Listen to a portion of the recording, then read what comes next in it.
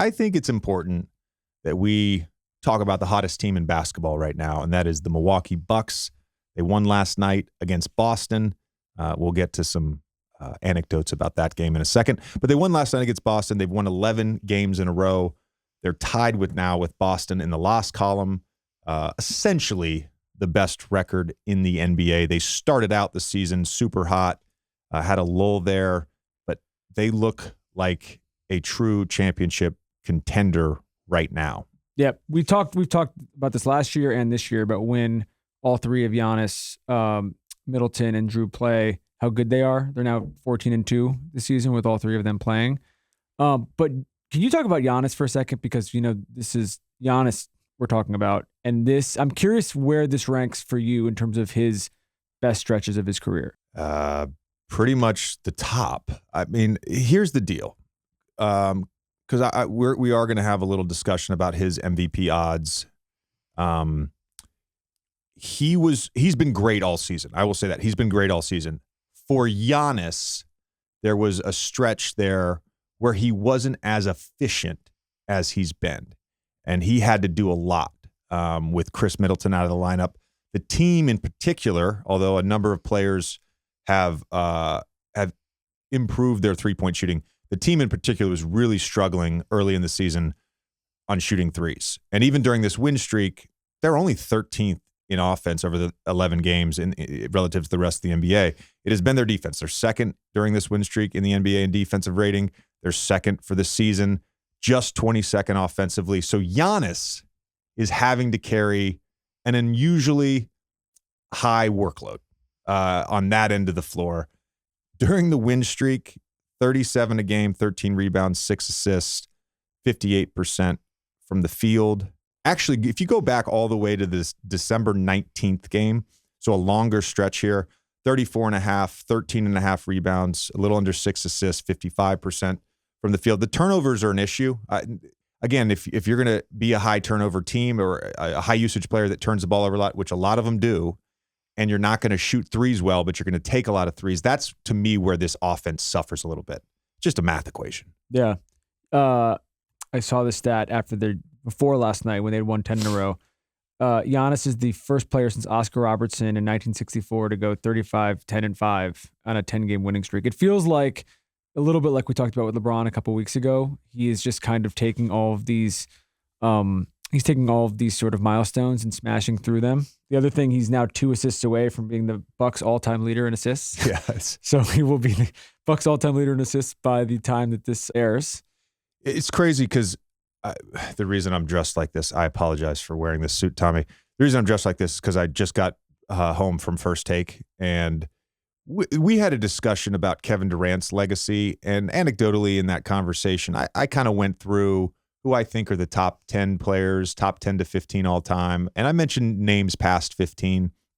I didn't mention Giannis because it still feels like he's early in his career. To me, this is a guy, I don't think it's a stretch to say he's going to go down as a top 15 player ever. I don't think it's a stretch to say he has a really good chance to be in the conversation as a top 10 player of all time. And I recognize that every modern NBA player has all the haters in the world. So Giannis travels too much. Giannis plays bully ball.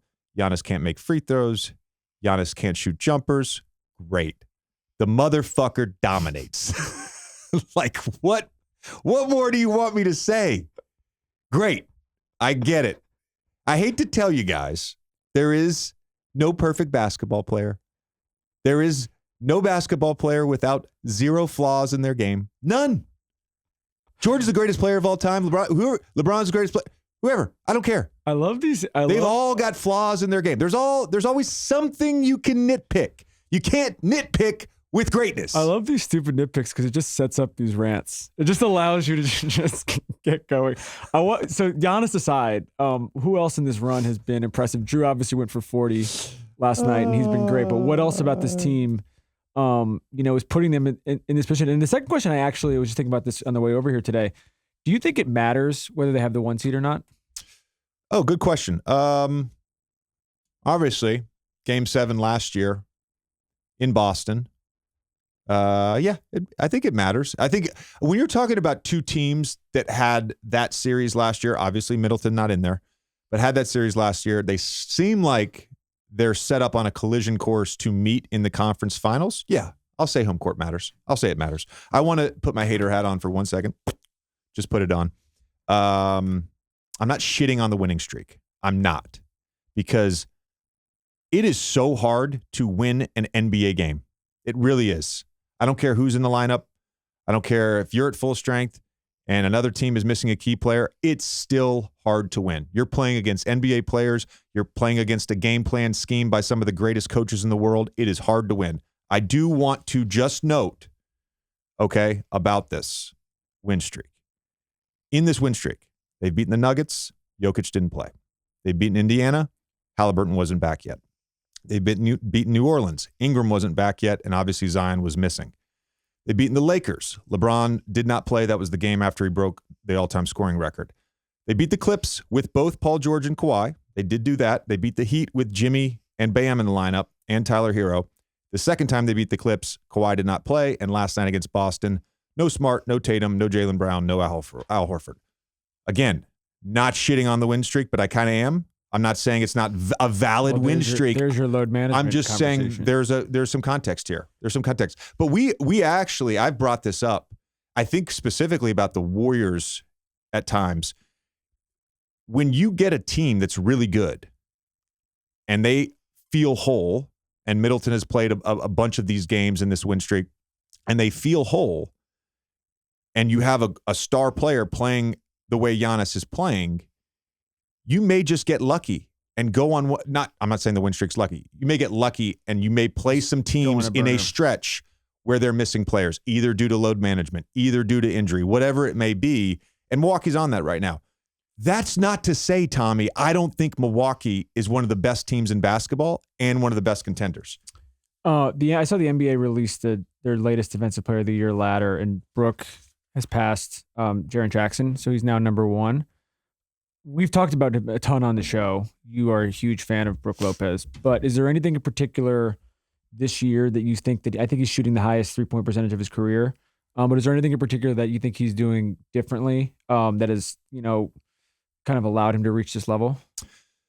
No, I don't think there's anything differently. I think it's a sort of natural maturation that happens with smart players who have a good skill set. It's like an accumulation of corporate knowledge to me. And the emphasis this year for the Milwaukee Bucks has been in limiting three-pointers. And so Brook has been in drop coverage for years in this system, but they've also helped in, which hasn't really made a lot of sense because he always is in such a heavy drop. This year, they're staying home more, especially in the corners, and they're allowing these 2-on-2 pick and rolls to materialize where they're not overhelping. And that's put a lot on him, and he's been great. And so I think it's all this experience that he's had. And is he great at switching? He's good. Yeah, I don't know what the numbers are. If I'm talking about centers who switch, I probably go with Jaren Jackson Jr. or Nick Claxton or, of course, Bam. I'd probably go with those guys.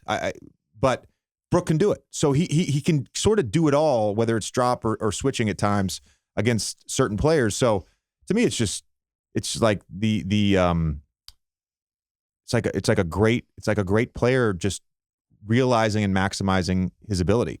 On the front about the Bucks being contenders, their odds on DraftKings Sportsbooks pretty much have not changed. They fluctuated between plus 600 and plus 800 all season. They're currently at plus 600, which is the third best odds. Boston Celtics have the highest odds. Phoenix Suns leapfrogging after the Kevin Durant trade to number 2. They're at plus 450 right now.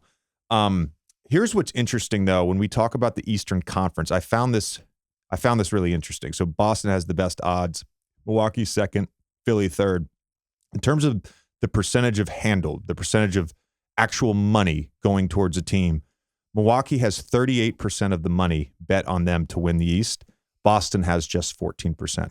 So there are some sharks out there who are betting heavily. And again, some of this may just be the odds, and they bet earlier in the year when the odds were at plus 400 to win the East versus where they are now at plus 240. You think some of that is a level of like, this is a team that went 7 games last year, like we said, without Middleton? 100%. So and it's Giannis. You put Chris Middleton on that team. I mean, who knows? It's one game, anything can happen. But will Giannis win his 3rd MVP? That's a question. Will Jokic win his 3rd MVP? Will Embiid win his 1st? It's interesting. Tatum hasn't played as well as he was playing early in the season of late, and his MVP odds have dipped considerably. He was the front runner for a couple months of the season. Jokic now the odds-on favorite because he's at negative 155. Joel second with plus 350. Giannis plus 750 on DraftKings Sportsbook. I like that Giannis bet a lot. I like it a lot. I think it's going to be if the Bucks finish 1st in the East and Denver finishes 1st or 2nd in the West, I think it's going to be really interesting to see that decision. Yeah. I look at the season for these awards, and again, I don't have a vote, but I look at the season as a whole. I look at it as a whole. And if you were to tell me right now, Bucks finish 1st in the East and Giannis, I mean, maybe not 37 a game for the rest of the year, but is doing what he's done since December 19th, 34.5, 13.5 rebounds, 5.6 assists. It's a really tough decision because Jokic is that awesome. Giannis has been that awesome. Joel, of course, is awesome. Yeah. And then you start talking about, all NBA stuff with these guys. It's fascinating. NBA fans, it's time to bring the hoops action to the palm of your hand with DraftKings Sportsbook, an official sports betting partner of the NBA. This week, new customers can download the DraftKings Sportsbook app and sign up with code JJ. Right now, you can bet $5 on any pregame moneyline bet and get $150 in bonus bets if your team wins. Only at DraftKings Sportsbook with code JJ. Minimum age and eligibility restrictions apply. See show notes for details.